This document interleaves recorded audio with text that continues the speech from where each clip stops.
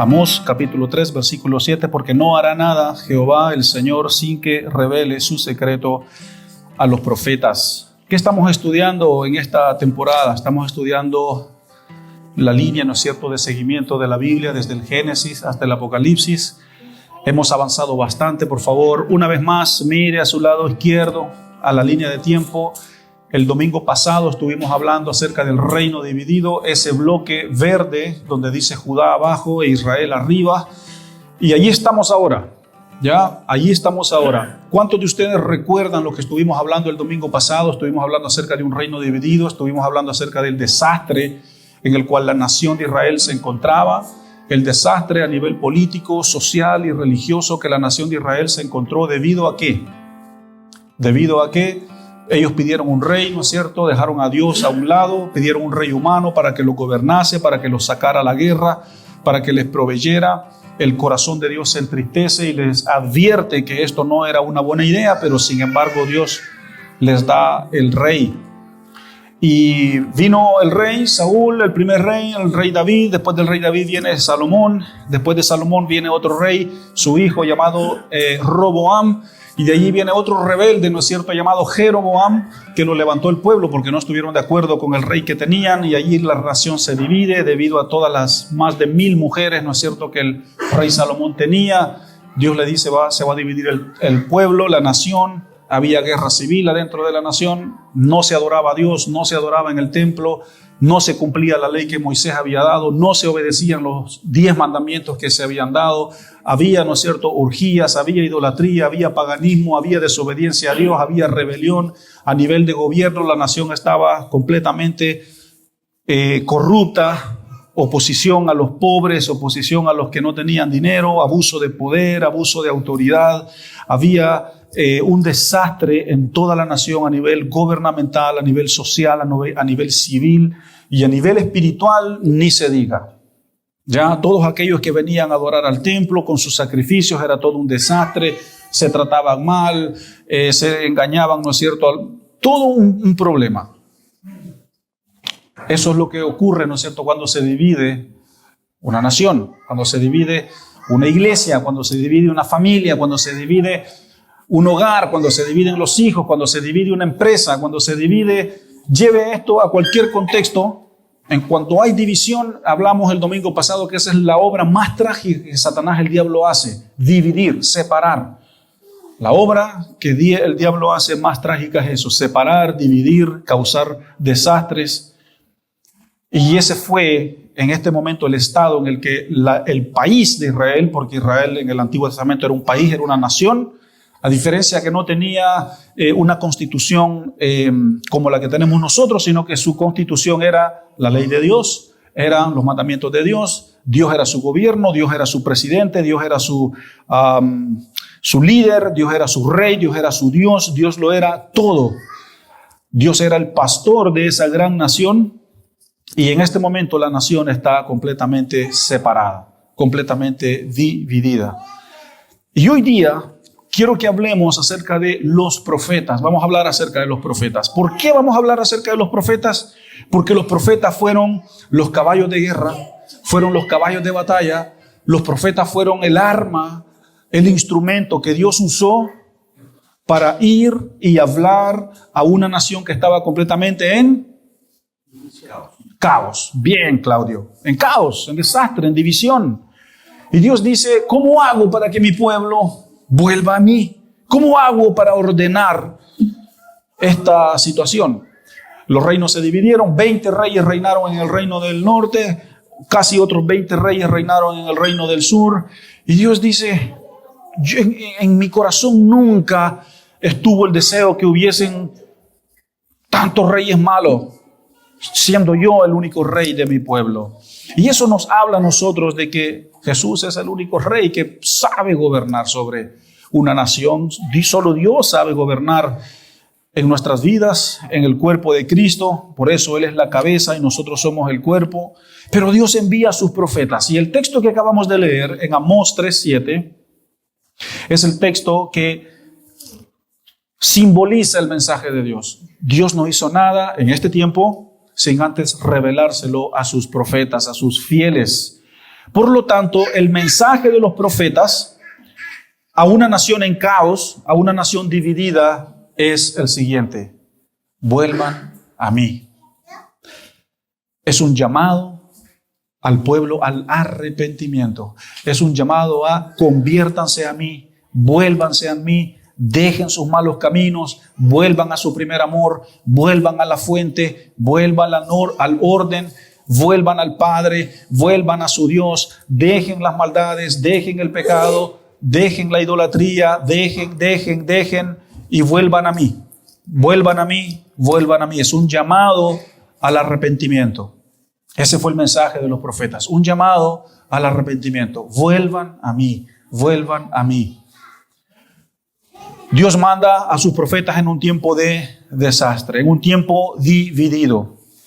Entender el rol de los profetas es muy esencial para entender lo que estaba sucediendo en este momento, en este tiempo. ¿Quién es un profeta? ¿Qué es un profeta? ¿Qué hace un profeta? Vamos a enfocarnos hoy en día solo en el área de la profecía o en el área de los profetas. Bueno, los profetas más que la profecía. Un profeta es alguien que comunica el mensaje de Dios a su pueblo, tan simple como eso. Un profeta es alguien que comunica el mensaje de Dios a su pueblo. Dios habló por 3 elementos a su pueblo, por medio de los reyes, por medio de los sacerdotes y por medio de los profetas.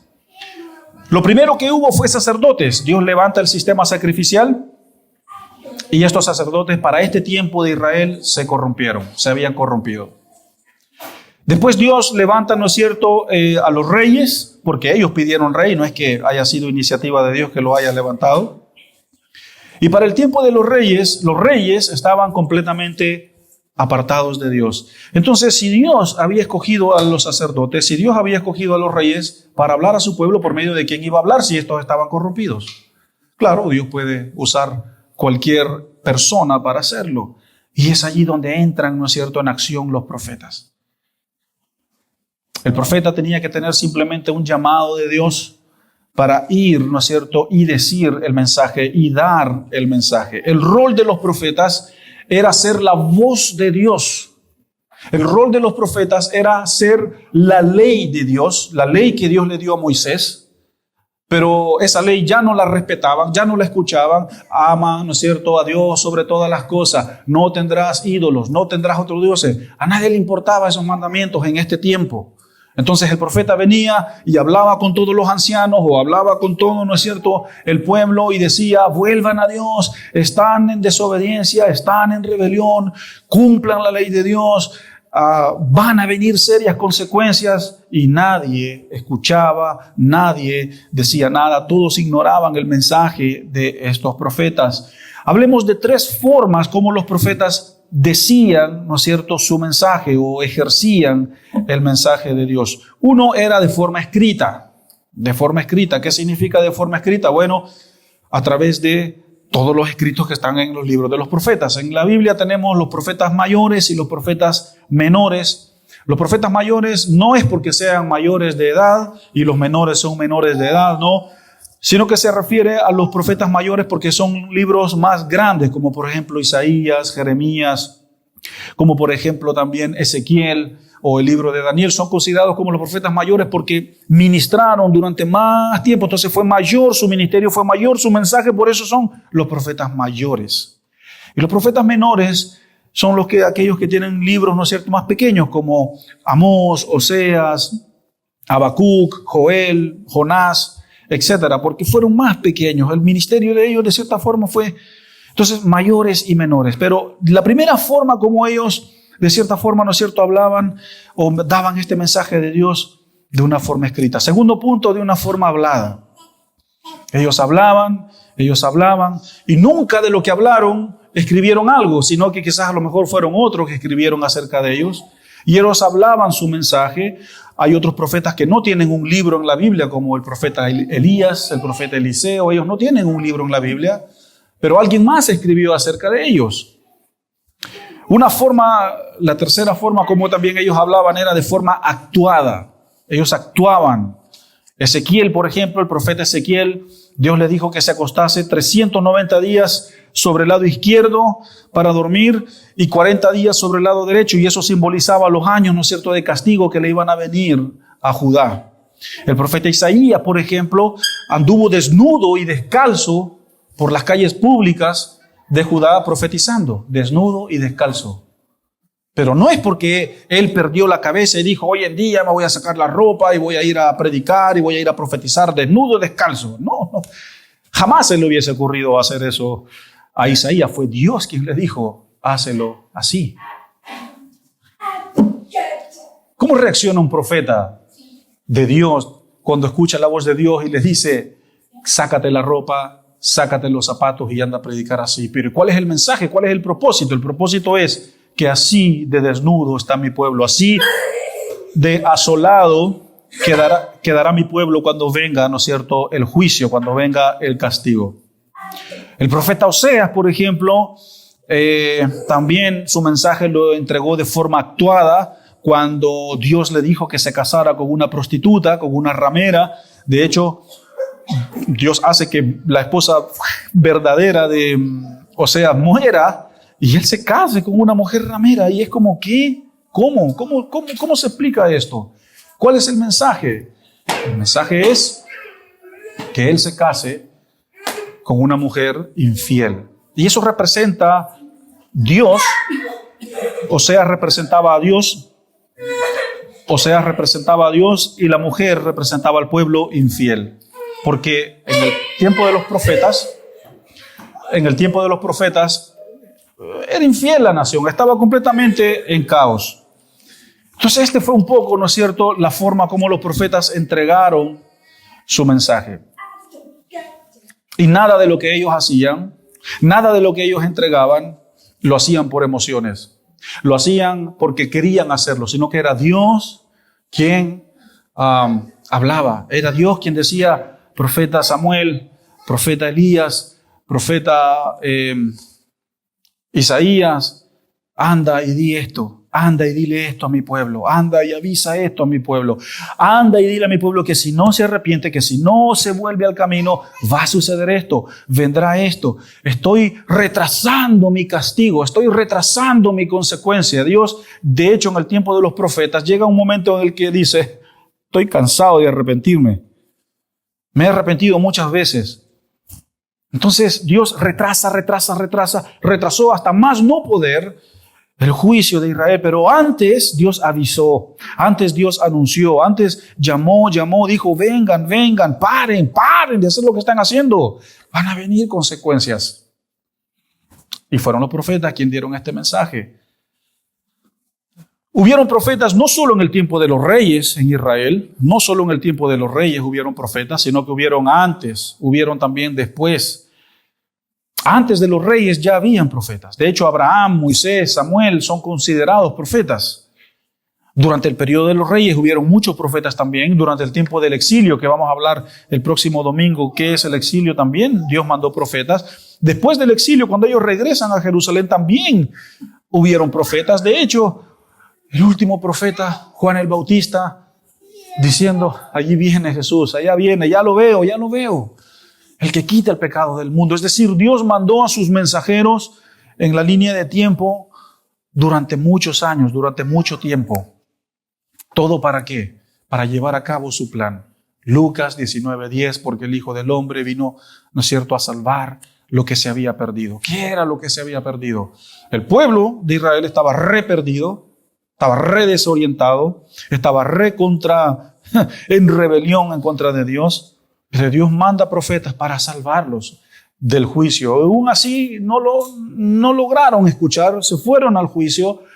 Pero vemos cómo los profetas de cierta forma también no solo profetizaron juicio de Dios, sino que también profetizaron bendición de Dios, profetizaron también al Mesías. Hay más de 350 profecías en el Antiguo Testamento acerca de que Jesús iba a venir.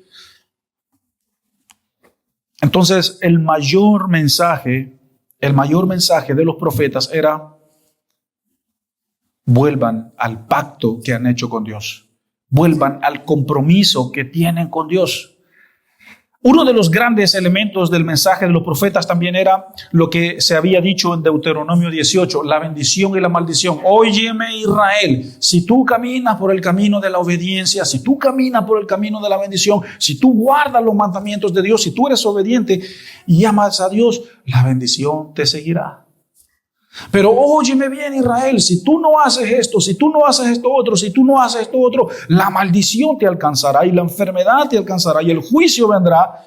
Entonces los profetas, cuando profetizaban a Israel y a Judá en un tiempo de caos, ellos decían eso: acuérdense, Dios dijo esto en Deuteronomio, en la ley de Moisés, están mal, y va a venir maldición, y va a venir caos. ¿Usted quiere ver caos en la Biblia? Lea el libro de Lamentaciones. Lea el libro de Lamentaciones y vamos a hablar de esto el próximo domingo con más detalles, y allí verdaderamente usted va a ver un caos. Allí verdaderamente usted va a ver cómo había hambre en aquella ciudad y las mujeres se comieron a sus propios hijos. Los cocinaron y se los comieron. Lea, por favor, Lamentaciones. Lea lo que fue, lo que sucedió, de que Dios sí hizo lo que dijo que haría. Dios hablando una vez: vengan, vengan, vuelvan. Como cuando le hablamos a los hijos: no, hijo, hijo, hijo, hija, hija, hija, hasta que de repente es necesario llevarlos a la corrección. Los profetas también hablaron de eventos futuros.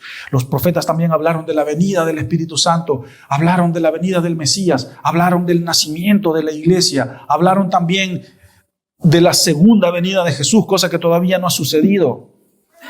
Los profetas hablaron tan alineados a Dios que por eso vivieron vidas duras, vidas difíciles. Ahora hagamos una pequeña pausa acerca de los profetas y hablemos de los falsos profetas. Porque también en esta nación de caos, en una nación dividida con dos reinos, con dos capitales, Samaria y Jerusalén, y que cada capital tenía su propio rey, y entre ellos no se hablaban, los 12 hermanitos queridos, hijos del mismo papá, hijos del mismo mamá, el pueblo que Dios escogió, dividido, no se hablaban, separados, perdidos en la idolatría.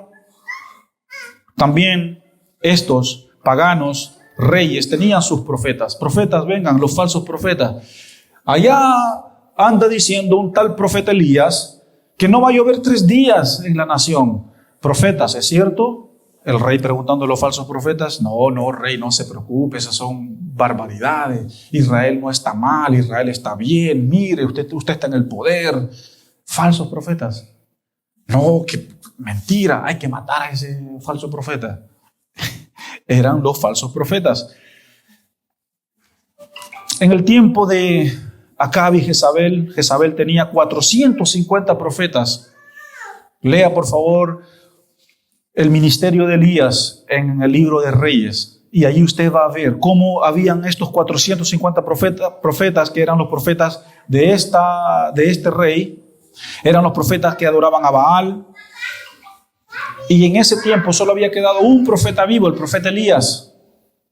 Y de repente Elías es perseguido, ¿no es cierto?, por Jezabel, la esposa del rey Acab, porque él había profetizado muchas cosas malas, supuestamente. Y un día lo agarran y se encuentran el profeta Elías con el rey, y le dice el rey: con que finalmente te vi, finalmente te agarré, Elías. Tú eres el que tiene mal a la nación. Y Elías lo escucha y le dice: ¿Yo tengo mal a la nación? Vos estás loco, rey. Tú eres el que se ha apartado de la ley de Dios. Tú eres el que ha caído en la idolatría. Tú eres el que ha abandonado a Dios. Tú eres. Y Dios me ha enviado a mí para predicar juicio. ¿Qué quieres que haga? Yo no soy el que tengo mal a Israel. Tú eres el que tiene mal a Israel. ¿Y qué fue lo que dijo el rey? Agárrenme a este condenado. No, nada de agárrenlo. Aquí tú eres el que tiene mal a Israel y punto. Y luego empiezan a perseguir a Elías, a perseguirlo. Se fue a vivir a una cueva, se fue a meter al desierto, se fue a caer bajo el enebro hasta llegar al punto en el que Elías dijo: yo basta, no quiero vivir porque me quieren matar. Y Dios lo anima y viene, ¿no es cierto?, y reúne a todos los profetas de Baal, estos profetas malos, y les dice: vamos a hacer una cosa, hagamos como quien dice, hagamos una prueba. Yo le voy a orar a mi Dios y ustedes órenle a su Dios. Y durante todo un día los 400 profetas de Baal estaban adorando a su sacrificio, adorando, se pegaban, se sacaban sangre, no pasaba nada. Y Elías se reía y decía, su Dios está muerto, a lo mejor tiene sueño, a lo mejor se fue de vacaciones. Ahora yo le voy a orar a mi Dios. Y este hombre empieza a orar y cayó fuego del cielo y el fuego consumió todo el sacrificio. Y después de eso, Elías dice, ahora agarren a todos esos 400 profetas falsos y llévenlos a la orilla del río, y Elías los degolló a todos. Porque como quien dice, ustedes son los que tienen mal al pueblo de Dios, ustedes son los que andan diciendo tiempo de paz y de prosperidad donde no hay paz y prosperidad. Y yo no me imagino a un Elías con un cuchillo, con un machete, cortando garganta. Y claro, esto que yo estoy hablando es narrativo, pero usted lo puede leer. Pero esto es solo un ejemplo de cómo un profeta de Dios, alineado con el corazón de Dios, obediente a Dios, celoso por Dios, obediente al mandamiento de Dios, obediente, fiel a su ministerio, fue capaz de matar a 450 falsos. Y hablo de esto, iglesia, porque hoy en día las profecías en la iglesia están de moda. Cualquiera se levanta hoy en día y suelta profecía para todos lados, y dentro de 9 meses vas a tener un bebé, y llegan los 9 meses y la mujer no tiene bebé. Dentro de tanto tiempo la empresa va a mejorar y la empresa, en vez de mejorar, va para abajo. Dentro de tanto tiempo vas a tener esto y esta iglesia y vamos a hacer así. Y probablemente esté sonando yo como un crítico, que mi intención no es criticar la obra de las otras iglesias, pero es lo que es hoy en día. Es lo que se ve también en las redes sociales, locos sacándose las chaquetas y soltando profecías.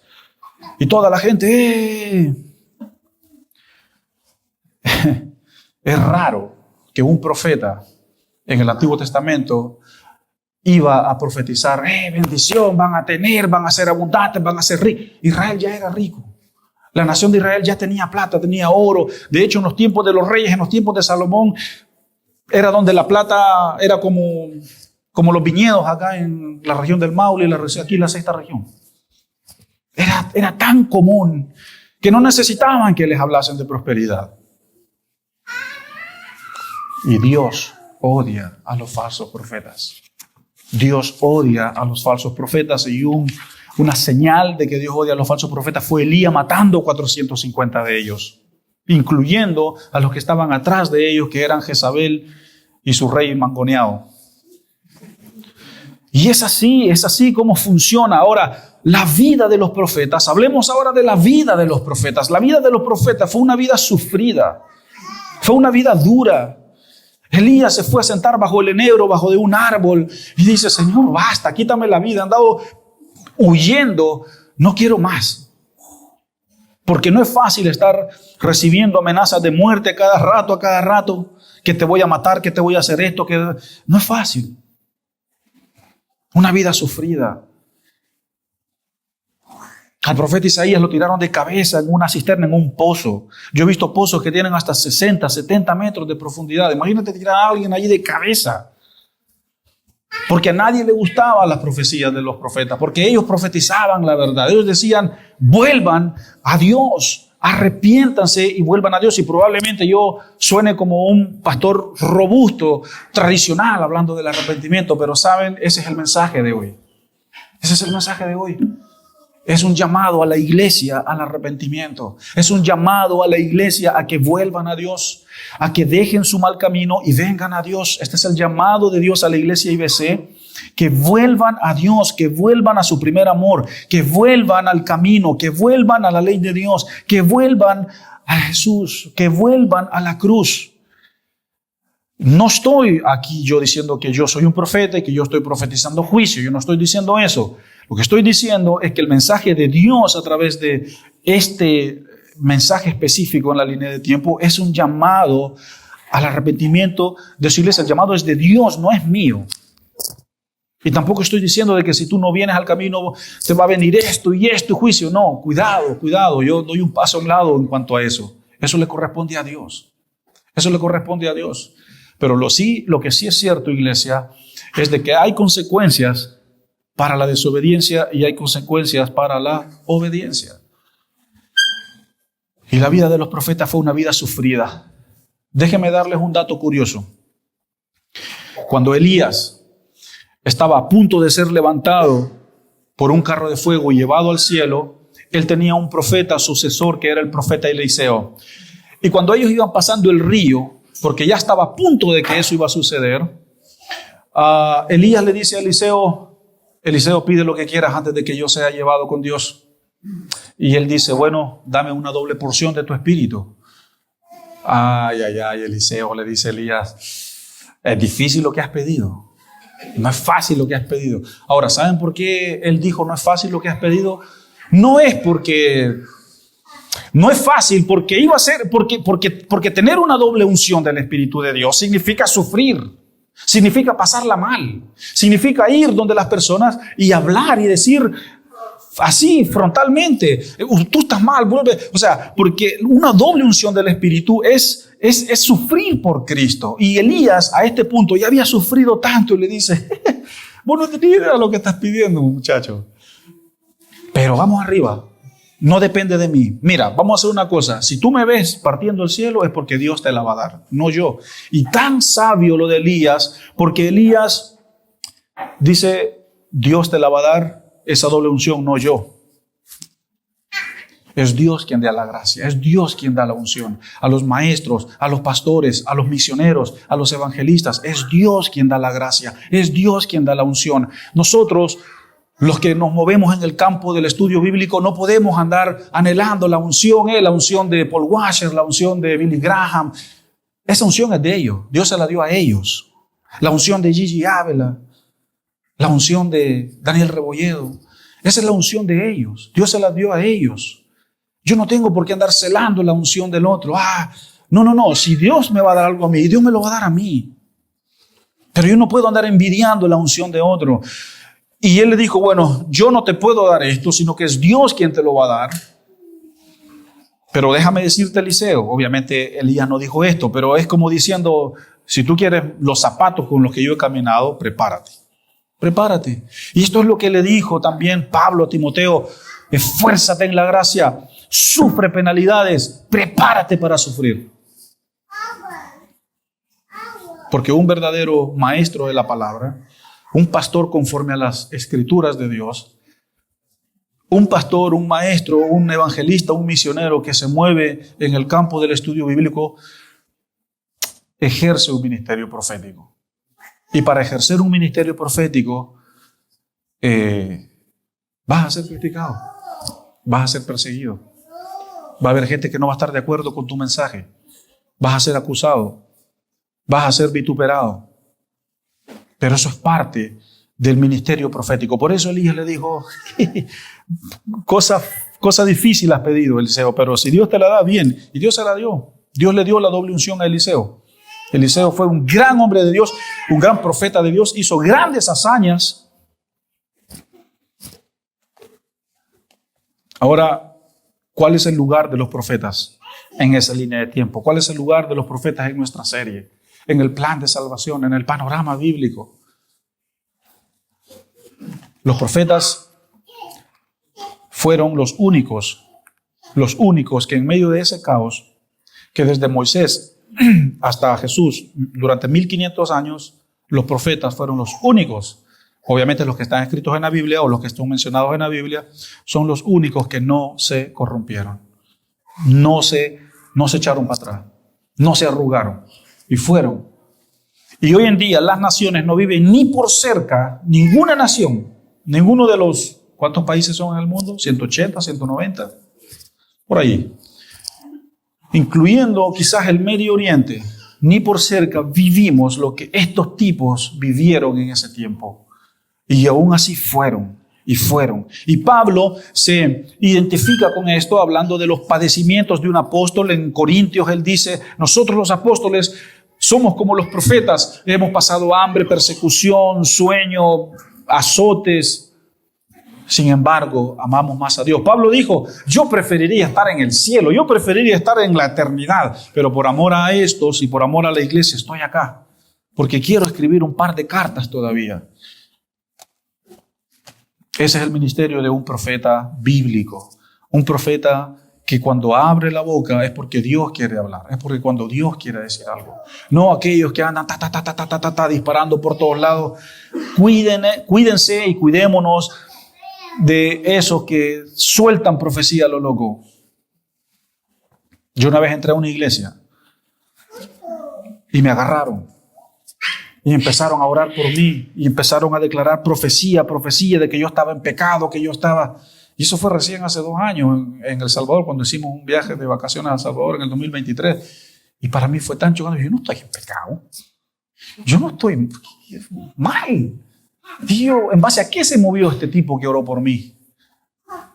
Porque cuando Dios habla, se alinea a lo que está viviendo la persona. Si yo voy a orar por algo, yo voy a declarar una palabra profética por alguien, tiene que tener sentido para esa persona. Y yo me entristecí, voy a ser honesto, me entristecí. Yo dije, wow. Y no les cuento, ¿para qué les cuento todas las cosas que me profetizó? Y vuelve a Dios, y vuelve al camino. Y examiné mi corazón y yo dije, ¿y de dónde? No, ¿qué pasa?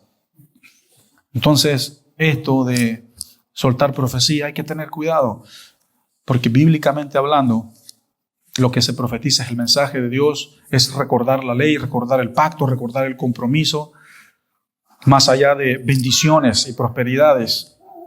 Ahora entremos en aplicación, por favor, entremos en aplicación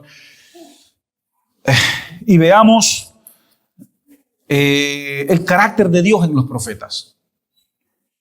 Ustedes saben por qué un Elías predicaba y enseñaba con tanto celo. Porque Dios había puesto una porción de su corazón en Elías.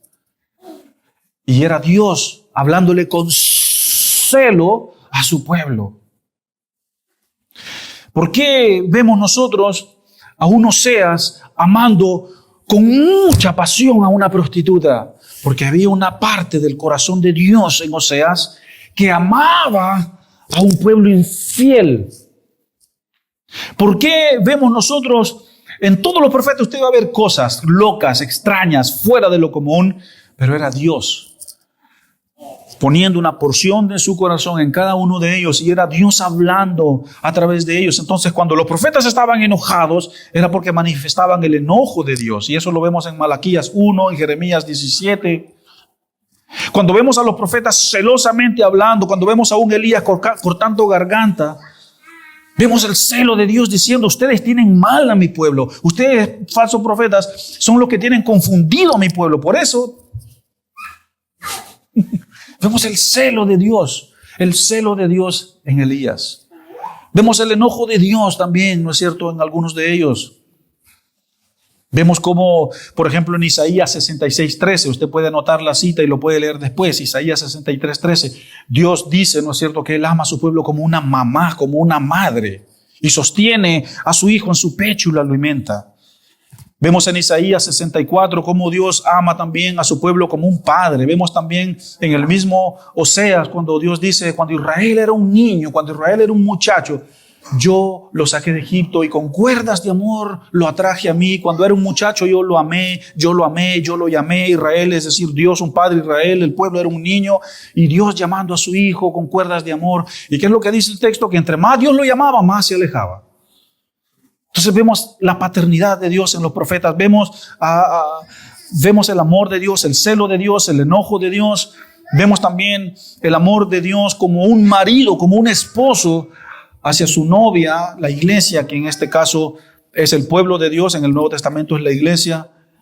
En Oseas 2, lo vemos también en Ezequiel 16.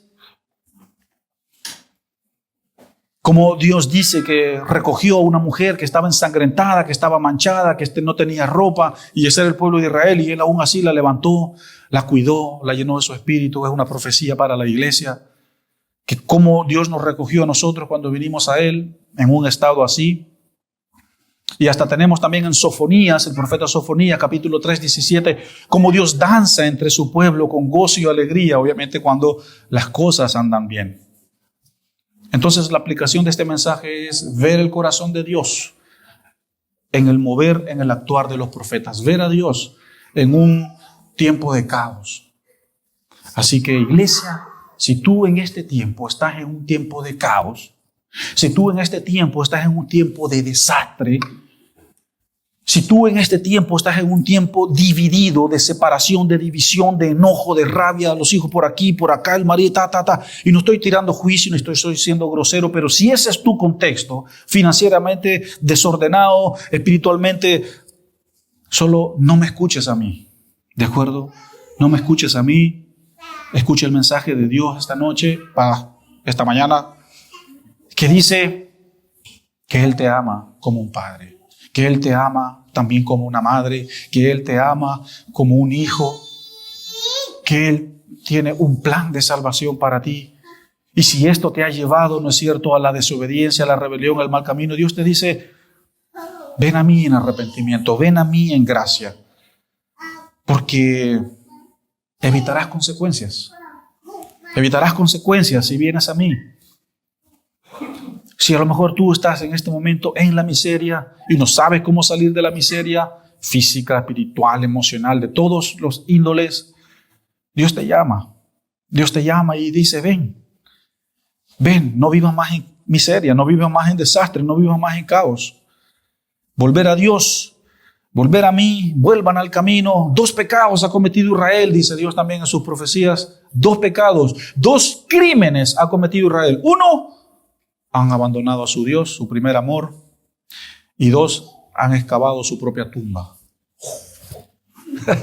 Es impresionante Dios hablando así. 2 crímenes, 2 pecados, 2 cosas malas han hecho. 1, me han dejado a mí, y lo otro, han excavado su propio cementerio. Así que iglesia IBC, este es un llamado al arrepentimiento, sin gritar, sin perder la cabeza, sin ponerme a gritar, guau, guau, guau. No. Escucha la palabra de Dios, escucha al Señor, escucha el Espíritu Santo, y Dios te está llamando al arrepentimiento. Dios te está llamando a venir a Él de todo corazón. No corras más, no te resistas más, no huyas más. ¿Qué estás esperando? Ven a mí, dice Dios. Y yo quiero hacer un llamado a que si hay alguien hoy en día que quiere aceptar a Jesús, por favor, venga aquí al frente. Yo quiero orar por usted. Si alguien no tenga vergüenza, si hay alguien acá, o a lo mejor alguien quiere reconciliarse con el Señor, este pasillo que está acá no es el pasillo de la vergüenza, no es el pasillo de la acusación. Solo ven aquí al frente, yo quiero orar por ti, recibe al Señor. Ven a Dios. Vengan a Dios. O si no, también lo podemos hacer al final. Puede acercarse a mí. Si es más fácil para usted, puede acercarse a uno de los ancianos, puede acercarse también a uno de los diáconos. Acérquese. Pero Dios llama en esta mañana al arrepentimiento. Porque Dios envió a sus profetas en un tiempo de caos. Y todo lo que ellos hicieron parece locura, ¿no es cierto? Pero la locura en el reino es locura para el mundo. Y para nosotros lo que ellos hacen también es locura. Entonces, Dios es Dios y Dios llama a su iglesia al arrepentimiento. Si usted no quiere levantar su mano, si usted no quiere pasar al frente, está bien, lo entiendo, lo respeto. Puede hacerse también después al final del culto, pero vamos a orar. Vamos a orar y vamos a entregar este mensaje en el tiempo del Señor. ¿Y saben qué es lo más triste de esto? De que el pueblo de Dios no escuchó a ninguno de estos profetas y se fueron a la esclavitud. Y de esto vamos a hablar la próxima semana. Dios, gracias por tu mensaje, por tu palabra, porque es una espada de doble filo que penetra el corazón, que penetra la conciencia. Es una espada que toca el alma. Tu palabra, Señor, es la verdad y la verdad nos hace libres. Yo quiero orar, Señor, si hay alguien acá que necesita volver a Dios, que venga Dios. Señor, saca a aquellos que están en la miseria, de la miseria. Saca, Señor, de la esclavitud a aquellos que están en esclavitud. Saca, Señor, a aquellos que están atrapados en adicciones. Sácalos de esa esclavitud. Señor, saca del pecado a aquellos que están involucrados en pecado. Sácalos. Sácalos del cautiverio, sácalos de Egipto, vuélvelos desde Babilonia. Oro, Señor, por un nuevo nacimiento en la iglesia. Oro, Señor, para que tu Espíritu Santo obre, ministre en los corazones.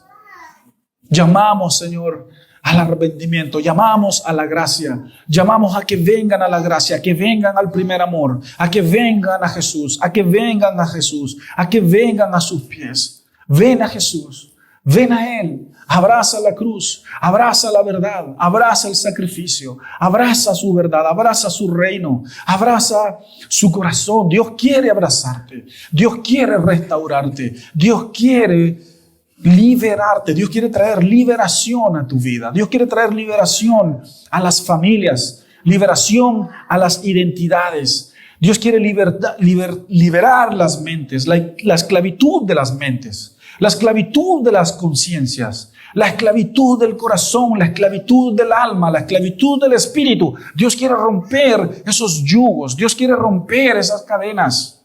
Dios llama a su iglesia al arrepentimiento. Dios llama a su iglesia a que vengan al camino de Dios, a que vengan a la santificación, a que vengan a la integridad, a que vengan al reino de Dios. Dios llama a su iglesia a que vengan al camino de la verdad, el camino de la justicia, el camino del amor. Allí donde estás, ora al Señor, cierra tus ojos y ora al Señor, haz un compromiso con Dios. Comprométete con Dios. Dios está a la puerta. Él llama y dice, ven, cena conmigo, como dice Apocalipsis. Pero no más miseria, no más pecado, no más rebelión. Yo aborrezco el pecado, yo aborrezco la rebelión, odio la mentira, odio los falsos profetas, odio el pecado. Yo odio la maldad. Dios rechaza la injusticia. Dios quiere ver una iglesia restaurada, una iglesia comprometida, una iglesia en santidad, una iglesia sin manchas y sin arrugas, una iglesia blanca como la nieve, blanca y tan pura como lo es Él, puros como es Él, ser santo porque yo soy santo. Señor, oro por tu iglesia, haz tú la obra en ellos. Yo quiero descansar, Señor, en el hecho de que tú estás obrando.